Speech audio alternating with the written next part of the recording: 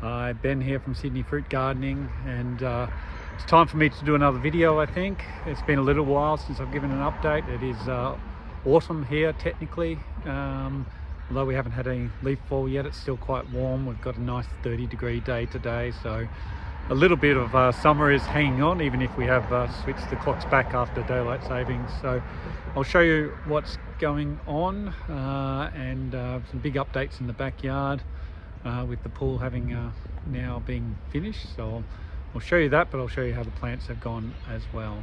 All right. So first up is the Fuyu persimmon tree. This is really, I think, they're very close to ripe now. That one's a bit sunburnt, but they've started turning colour and they're looking quite good. Heaps of them on the tree. Yeah, this little tree puts out so much every year, but I do have to stake it up because it almost can't handle the load. I think there's 4 in there alone, more there. So it's done really well. This tree's been a solid producer ever since we put it in. It's a grafted tree, of course. Fuji fruit, Fuyu, different names, but same thing. The orange tree's doing all right, the espaliered orange. There's a few here which just haven't started turning colour yet. So this is the Navelina, I think it is. Yeah, Navelina orange. So it broke some of these strings before and the whole thing almost broke, but yeah, it's got a lot of oranges this year, which is great. Right, the red Tut mulberry actually got some fruit still. Oh, I didn't see that. There you go.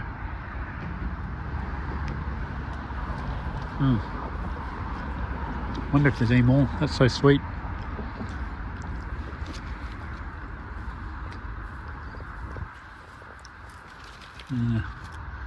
That's kind of it. But this one is the wonderful pomegranate. Huge producer as always. You know, you can see them all there. You have to bag these or else the fruit fly will get them. You wouldn't think they would, given how thick the skin is, but apparently they do, which is why I always bag them. I tend to just break these up and put them on my cereal, but I would love to know if you've got any recommendations for a cheap kind of juicer that will work with these. I tried a blender and it kind of just turned it into pomegranate sludge because of the seeds. So all right, cherimoya is doing okay. It's seedling cherimoya. I may graft this at some time. It's got, you know, compare the leaves of that to say the Bayes cherimoya, which is, you know, huge. So I don't know what kind of fruit this will be producing, but yeah, anyway, we'll see how we go. Mini Macca's all right, and the Bambaroo mango's done really well. I've just kind of staked that up to try and get it growing straighter. We probably got, I don't know, feels like 15-20 mangoes, something like that off it. It's really delicious fruit as well. It's a selection of the Kensington Pride, of course. Now I'll take you around the side to the nursery, then out the back. Alright, so we've got a little fruitlet on the peanut butter fruit. Not much though this year. I do need to watch this one, probably just keep the water up to it a bit better. The Costata produced a lot of fruit this year. Oh, not a lot, but probably about 10 or so. Not too bad, but they were very small. Again, I think it's outgrowing that pot, probably needs a bigger one. Star apple's growing nicely. It too needs a bigger pot. I do want to try and keep the star apple in a pot because they can get to be absolutely huge trees. And I haven't really heard of anybody having success fruiting them in Sydney yet. Alright, Patanga tuber keeps on, you know, flowering, but there's a fruitlet up there, but they tend to always fall off. So we'll see, but I've not had any luck fruiting this, even though it does develop fruitlets. So I think it's a pollination issue, but yeah. Yeah, these guys are doing well. The green sapote, white sapote. What else? Got the lemon guava, which I'm just waiting for those to ripen. Cinnamon down here. It's grafted a chacha. The Lukes got hit by a bit of sun, hence some of that kind of failed or aborted growth. A Razaboy down here putting out some new growth. And the Abiyu. Abiyu's been doing really nicely. Loving the warm weather. Okay, let's have a look. Here's the pool, guys. So this is the big change to the backyard, of course. The canistel is going to go there. I'm just going to build a garden bed or something for it. So that should hopefully provide some nice shade. Yeah, that's it. I think it's turned out really nicely. This is one of my coffee trees. Lots of beans on it.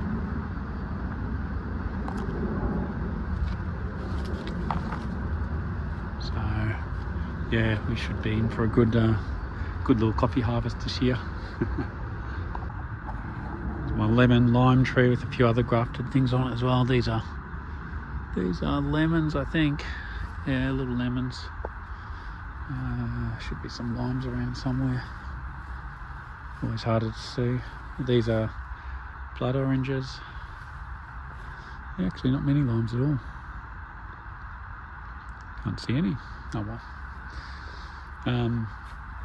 Alright, this is the Akebia vines. They've actually put on a lot of growth this year. This is a very strange kind of Japanese fruit. And you have to have male and female, so I've got two vines that I know are compatible, so I'm kind of hopeful that we might actually get some fruit next year. All my gingers and whatnot are in here. These were in the ground where the pool is now, so they'll probably form part of the edible landscaping later on. Let's walk around here. So this is a side area now. I'll just show you another shot so you can sort of see. But we've still got a bit of a pathway there. I'll have to excuse the plane noise. If I stopped for every plane that went past, I'd be stopping very often. Alright, so the Rollinia, it's bouncing back okay. It's put on a lot of new growth down here, but it did get burnt quite badly there. It's been flowering, but look, with the pool and everything, we haven't had time to really take care of these guys and hand pollinate, etc. So there's not much to talk about with the Rollinia. These guys got dug out pretty carelessly. This one and this one, the Cedar Bay Cherry and the Dwarf Gumichama, by the pool builders, and so they lost a lot of roots, but I've replanted them and hopefully they'll come back okay. They haven't died, that's a promising thing. Jackfruit here, Spalia jackfruit. Got, it's trying to flower. Very late, that'll come to nothing, but at least it's flowering. That's a good sign. This is just a seedling that I've grown. Eugenia, I think this is, I don't have the tag, I think this is Anthropophaga. It's doing really well there. And the Kwaimuk, no sign of flowers or anything yet, but that's okay. I didn't show you actually the Lakucha. So Lakucha's here. It hasn't moved. Pool didn't affect it, which is great. We do have a fruit up there. It does have male and female fruits. They've tended to all drop off, so I'm hoping that maybe this one won't, and we might get a taste. But we'll see. Alright, now we'll go to the area within the pool. And this is probably the big thing to show you today is the wax jambu. So we've got a lot of wax jambus. A lot of wax jambus here. Some ripe down here, I reckon. Look at those guys, they're quite big too.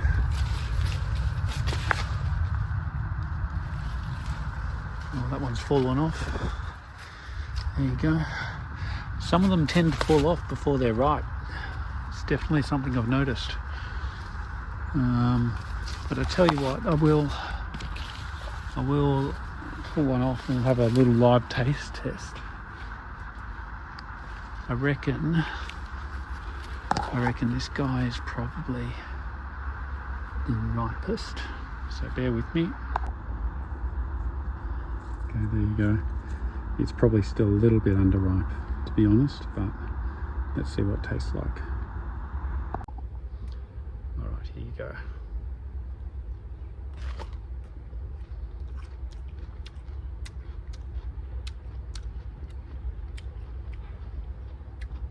Not bad. I reckon, yeah, could have gone a bit riper.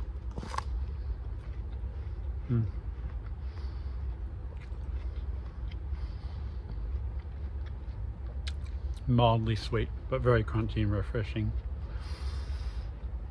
I have had another one though earlier, which I let go longer than this, and they got really sweet, like apple sweet. So yeah, we'll let a few more of these ripen first next time. The other thing is I've got these all bagged, but to be honest, the ones that I haven't bagged haven't been attacked by any fruit fly or anything. So yeah, I don't, unless they're fruit fly bites, I don't think so. They've all remained crisp.